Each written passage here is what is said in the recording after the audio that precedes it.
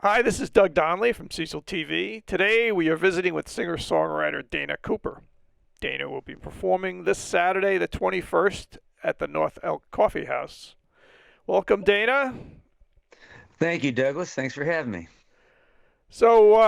You're coming to us from Nashville. Is that where you're based? Yes, sir, it sure is. I've been over here quite a few years since 1988. I moved to Nashville, Ah. and it's the longest I've lived anywhere. It's amazing. Yeah, this is we are in Maryland is the almost the longest time I've lived anywhere. Yeah. So, um, all right. I have some questions. Okay.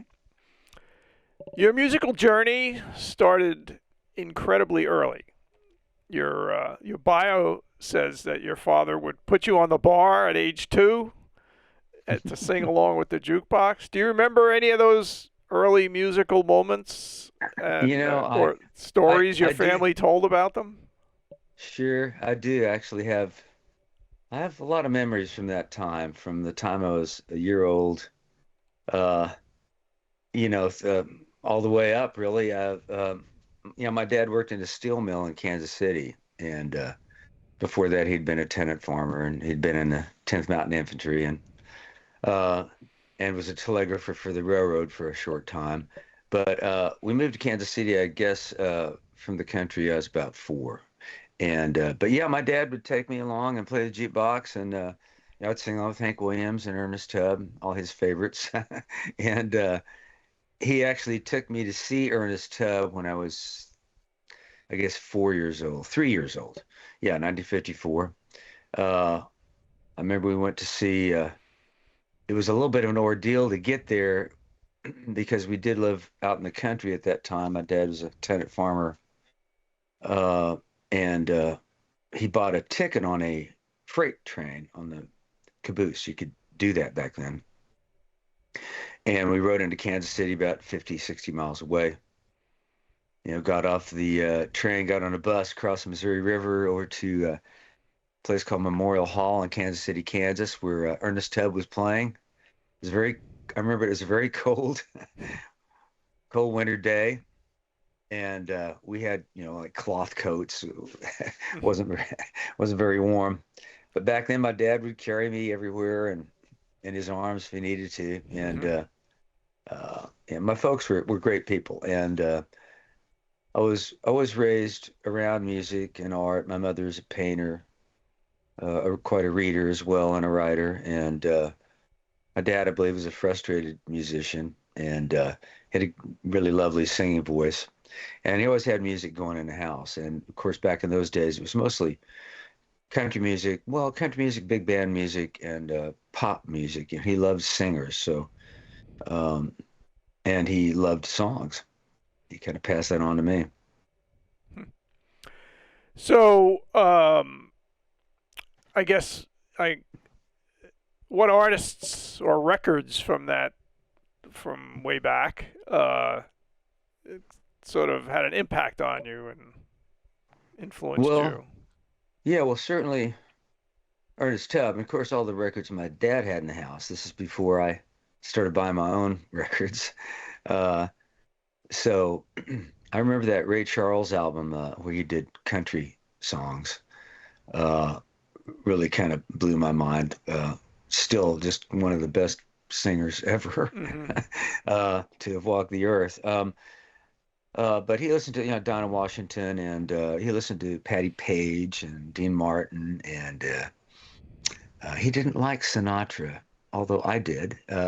Tommy Dorsey, he had a lot of Bill Black combo, just a little bit all over the place, really. Uh, for that time, he liked a lot of different kinds of music. So uh, all those singers, they early on that I listened to really influenced me. Joe Stafford, oh golly, of course Tony Bennett, uh, and then Johnny Cash. We had a lot of Johnny Cash records. I remember really, uh, I discovered kind of early on some songwriters that I wasn't aware of, like Gordon Lightfoot, because Marty Robbins did a Gordon Lightfoot song called "Ribbon of Darkness," which was on the B-side of Hmm. one of his singles. I don't remember which, but that was the song I liked. And so I remember asking my dad, who's this G Lightfoot that I see written under the song? He said, well, that's the songwriter. And back then, of course, we didn't have internet.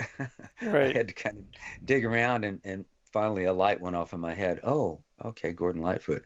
But I was really taken with, on the heels of all that came that big folk movement, and that television show Hootenanny was an incredible uh, source of information and education. It turned me on to so many artists and songwriters, and Woody Guthrie, and just a lot of the old country blues artists. Remember when there was a big discovery of that as I moved into kind of my teenage years, and I started discovering, people like Son House and Muddy Waters, and of course Taj Mahal brought a lot of those folks to the fore. So yeah, well, just a really interesting time. Anywhere I turned, there was something that Well, inspired me or informed me, the variety of your music reflects a great variety of influences. Sort of a lot of like country rock and country and just sort of things that are not really those either. They're kind of pop, Right. and Right. it's fascinating and very admirable. Well, Um, I appreciate that. the so I've been listening some, and your album, "The Ghost of Tucumcari," which I love. I just love the name Tucumcari because of Willin. You know. Yeah, exactly. Of course, yeah. um, the you have a pretty much all-star lineup on that. So with Lyle Lovett, and Shake Russell, your old bandmate. Uh, Yeah. so how do all these collaborations come together? Just from the years of friendships with these people, and working with them, um, I I just wanted to include a lot of those folks. My idea for the record, uh, not so much artistically, but just making a new record, came from an offer I'd been given from a bourbon company in a whiskey company in Texas, and they weren't really going to fund the record and they didn't fund it, but they did help me kind of promote it with uh, their folks on their email list and all. Anyway, when that came to me from Texas, it just occurred to me, well, I've been recording here in Nashville for a long time, a lot with many different people, but the last few records with a guy named Dave Coleman, who's um, a great compadre and a brilliant musician and producer and engineer. He plays everything pretty much. So, uh, and I knew I'd cut most of the basic tracks here, but I wanted to bring them down to Texas because I go down there once in a while and tour. So maybe if I can coordinate it with people, it was the winter time, so a lot of folks were off the road. So I managed to catch Lyle and Hayes Carll and Shake and Susan Gibson, all these Darden Smith, a lot of people that were happened to be around home then. So I got some of those folks to come in the studio in Austin and in uh, down in Rockport. I've got a buddy down there John Macy has a studio there. So Shake, Susan Gibson came in there. So it was just a great way to include a lot of friends, and it was a lot of fun to imagine the different voices on the different songs. So I really tried to be conscious of that, what it would sound like for Hayes to sing on a song, and what would really be right for him, for Shake, for all those folks, for Lyle. As soon as I wrote The Ghost of Tucumcari and started playing it out, could hear Lyle singing it, and uh, it just seemed perfect. So I think he might have started the ball rolling. He might have been the first person I called actually to try to schedule because I know he's so busy. But it all fell in line in just a few months. It's the fastest I've ever made a record, and the least. It was the most painless uh, because it just really just went smoothly, and everyone was so much fun to work with. And it was great to get everyone to sing on. Most everyone on there sings on This Land Is Your Land, and that was part of the motivation was for that was to bring that community of people together, and it fit the song, fit the times, and the situation. So yeah, a lot of Definitely fun. fits the times. Um, Yeah. so with all these genres that you kind of uh, utilize and combine and whatever, do you when you're writing, how do you like start and you say I'm going to write this kind of song or that kind of song? Is it just all just magically appear in your head? Well, there's definitely some magic involved in it, but it could be,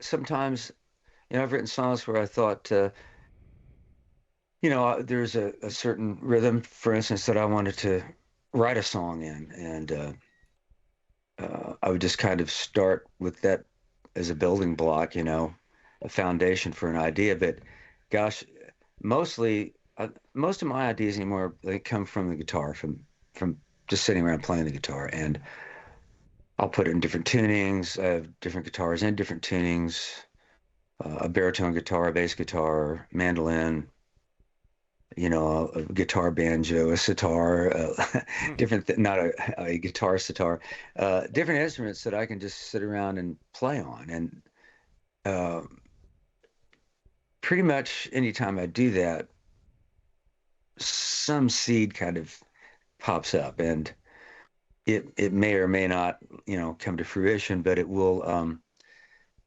be a starting point to something. So I don't really, for a while when I moved to Nashville, the motivation for folks here was to write songs with other writers. Publishers encourage that. So you get together with one or two other writers and you write a song for a specific artist or project or something, and kind of writing on assignment. And I can do that, and with varying degrees of success. And uh, it's fun just as an exercise. But most of those songs that I wrote like that, almost all of them are they're not songs that I perform. Um, but I do co-write a lot with other people too, and uh, of course I co-write with other people. How else would you co-write, right? But but I like doing that, and I do perform and record a lot of co-written songs. There are a few on that new record, and there's always at least one or two co-written songs on any project I do, usually. So, um, but yeah, that whole process, it's still a kind of a mystery to me. I've done some mentoring and teaching. I'm not sure. I guess you can teach someone the nuts and bolts of how to write a song, but um, there's still some element that Right. It has after to all come these from years, the inside somewhere. yeah, it's just, and it's fun. It's once I can kind of get out of myself and just follow it, whether it's the melody, the rhythm, or the Hmm. lyric or whatever, just it gets to be, it's an interesting journey. So after 50 years of touring and songwriting, etc., what keeps you motivated to keep going, Well, other I than love, financial necessity? yeah, well, yeah, there's the, yeah, I mean, at this point I could be a Costco greeter. There's nothing wrong with that, but I think it's a great way to make a living. I pretty much just do that. You know, Hmm. I've actually had friends ask me in the last several years if when are you going to retire or have you thought of quitting? And it's funny, you would never ask a painter that. You know, I mean, I intend to just do this until I can't. So so I'm very fortunate that I can still do it. I'm working more now than I ever have really in my life. It's my new manager has just put me back out in the world in a big way, and it's still a struggle. There's still a lot of really, you know, low attendances sometimes with somewhere where people don't know who I am. Um, but I'll always leave a show really uplifted because I Hmm. feel like I've given people something that lifted them up. And I just love it. I've always loved music. I got into it. I never got into it for the money. I got into it because I had to. And then after that, I had to figure out, well, now how can one make a livelihood out of this? Right. And but it's really I'm really fortunate. I really am. I mean, to have been able to do it this long at all, and Right. and still enjoy it. So In the I don't know if you've seen the recent Paul McCartney oh documentary. yes, that's funny you mentioned that It's because I was thinking of this as we began talking today. I was going to ask you if you'd seen that. We just because watched it together. at some point somebody said that he's a workaholic, and Right. he said, "No, I'm not a workaholic. I'm a playaholic." Yeah. Yeah, I love that. What an interesting documentary I that was. know, very And personal. yeah, yeah, I really and I was one of those folks back in those days. I was such a Beatle fanatic. And of course, I mean, once all that stuff started happening in the 60s and Motown music and the British invasion and all that on the heels of that folk movement, my goodness, it was just and then to see all those artists, the Beatles included, even Led Zeppelin. I mean, they all incorporated folk music. They all incorporated acoustic guitars. Sure. They all had traditional hints of melodies from traditional music, and all amalgamated with rock and blues. And yeah, it just was really a discovering Bob Dylan and how Hmm. all of a sudden it was like, oh wow, you can write that kind of a song, Gates of Eden. It's all right, Mom, only bleeding. I mean, it's like, okay, yeah, it was really quite just an adventurous time. And then with people like well, Stevie Wonder and Sure. uh, Sly and the Family Stone. I mean, there was so much Right. that was Just incredible yeah. stuff. I mean, it was.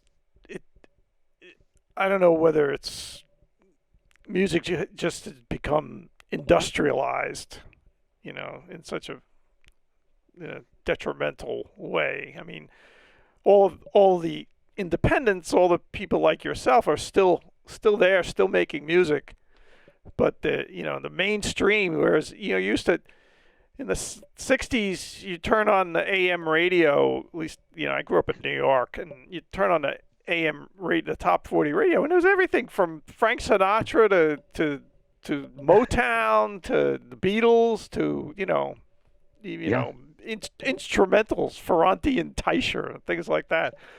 yeah, yeah. Novelty It's songs. different world, It, different yeah, world yeah, today. yeah.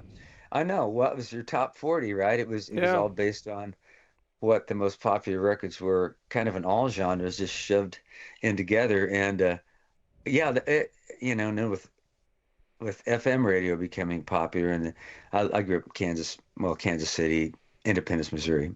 Kansas City was the cultural hub there, right. and I mean, uh, yeah, the music that they played on top 40 radio was incredible, and it would kind of lead me to other music. The Fugs. Uh, uh, I mean, the classical music. You'd hear a DJ on the FM station out of Kansas City, and they'd be playing, Shostakovich and uh, j- uh, oh, who's the comedian? Lord Buckley. Um, I mean, it was all free and open. Yeah, No censorship. right. Yeah, Yeah. Well, it's almost like on the FM radio. music world, the radio world. It's kind of like censored. It's like they just decided to become homogenized, and for the Yeah, sake of when it money. comes, Well, a lot of it is, my thing I've been railing against for decades is the consolidation of media, and yeah, into radio stations, television stations, for in the most part were independent organizations, and right. people realized they could buy up a bunch and Yeah, it's mass a strange time. feed Hmm. Yeah. Yeah. Well, That's a strange one. my final Yeah. question Uh-huh. is what can the audience expect this Saturday night at the Well, I coffee hope they house? they I hope they'll be entertained. I tell a lot of stories. I mean, at this point, I certainly have a lot of stories. We all do. But it's a part of what I do that I've really developed more over the years. So there'll be hopefully there'll be some laughs and maybe a little tear will slip out here or there. Uh, I really want to move people and make them feel better about themselves, make them feel better about other people, and I think we need that right now. So um, I'll bring some foot stomping music and some more sort of reflective songs. It'll be I try to give people a real interesting ride. When I go to see a show, that's what I want. I want to know where the songs come from in an interesting and an entertaining way, and and then I want to be moved by the music, one way or the other. So that's what I'm gonna hopefully do to the folks there in Maryland. Well, I think you'll find it is a very, very attentive audience. In fact, people who come and play there, who ordinarily are playing in bars and stuff, where Right? where there's like this, you're and when you play in a bar, you're like competing with the roar of the people talking. But at the coffee house, everybody just sits there very quietly. But you can get them to sing along. They're Yes. a, a great a great group. Well, I love playing for that kind of audience. That's really the only place my manager puts me now is in listening rooms. Once in a Hmm. great while, I'll play a bar on an off night or something still, and it's a great lesson in humility and uh, yeah. I mean, that's the whole thing. She believes that I have something that people should hear. So Hmm. that's great. I'm looking forward to playing that venue. I hear it's really lovely, Great. and weather permitting, I'll be there. Yep. Yeah. Yeah. I haven't looked at the weather for the weekend. Let's cross our fingers. Well, Dana, Yes. this has been great. Great to meet you, and I will be there. In Oh, good. fact, I will be your sound man. Oh, excellent. All right. Well, at least So, one of us will be sound. That's yeah, good. right. Uh, well, I appreciate you, Douglas. Thanks for your All time, right. and Thank you I so commend. much. Yeah, yeah, I All right. commend you. So, Thank you. people out there, remember this Saturday at the North Elk Coffee House, which is in the parish house of St. Mary Ann's Episcopal Church. It's right on Main Street there in Northeast, and I think this is going to be a really special show. So come on out. So Thank you. thanks, Dana. We'll see you. Thank you, Douglas. We'll see you there. Okay. Bye.